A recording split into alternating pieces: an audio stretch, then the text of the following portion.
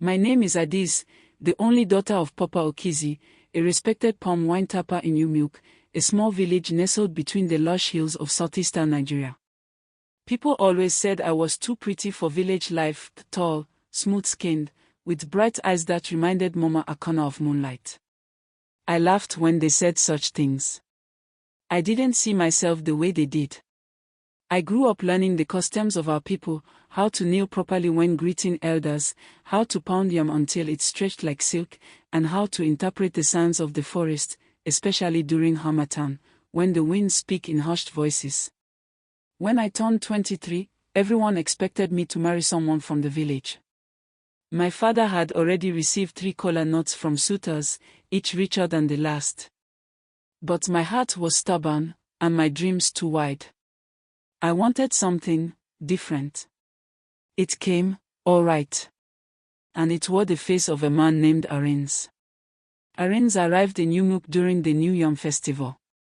He stood out, not because of his sharp, foreign-cut agbada or his convoy of 3 black jeeps that dusted our village square, but because of how the elders bent their heads when he passed. Even his Yugo, our Igwi, offered him the sacred kolinot without waiting for formal introductions. Word spread that Arins was a billionaire from the city, Lagos, to be exact. He owned oil companies, construction firms, and even a private hospital. But what struck me most wasn't his wealth, it was how he looked at me. Like he'd known me in another life. We married 3 weeks later. My father protested, of course. "You don't know him," he shouted. "You don't marry wealth. You marry a man." But I was already gone. Gone with Arins to his estate at the edge of Anambra State, where the air was too quiet and the workers never looked you in the eye. Arins' mansion was unlike anything I had ever seen. Tall walls covered with thorns, long corridors where your footsteps echoed even when you tiptoed, and rooms that seemed too cold despite the southern heat.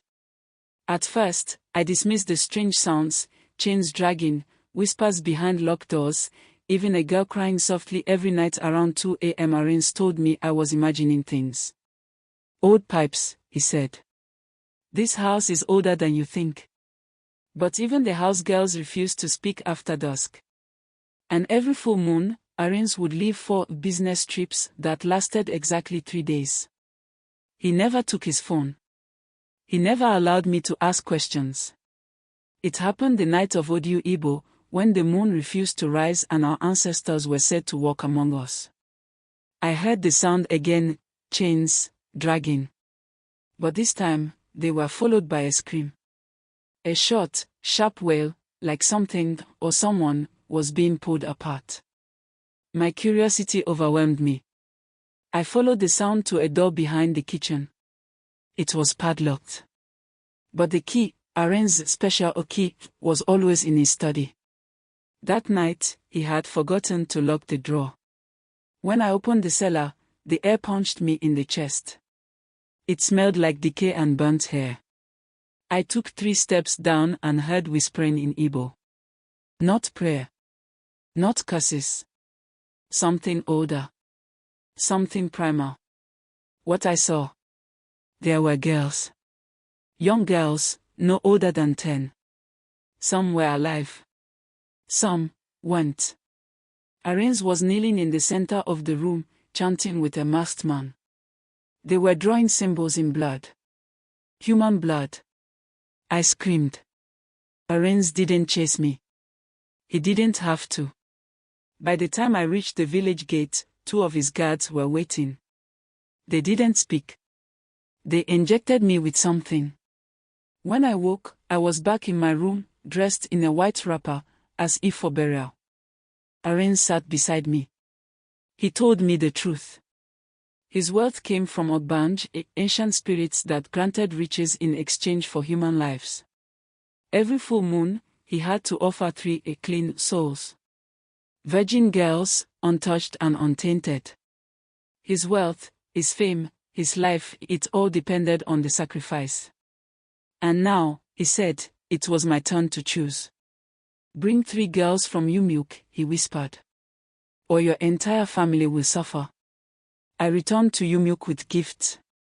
I lied through my teeth. I smiled. I laughed. I pretended to be the girl who once danced barefoot during the yam harvest.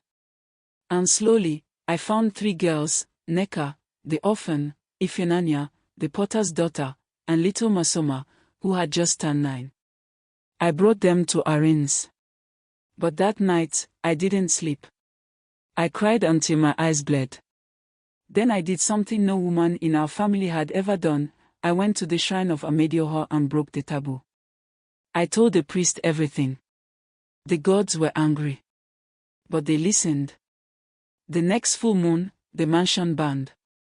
The girls were freed. Arens tried to escape, but the gods dragged him back. They said his debt was not yet paid.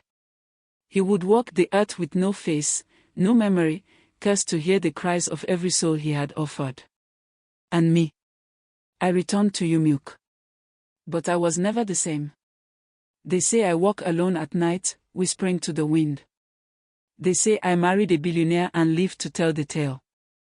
But some stories should never be told. Some stories are still listening.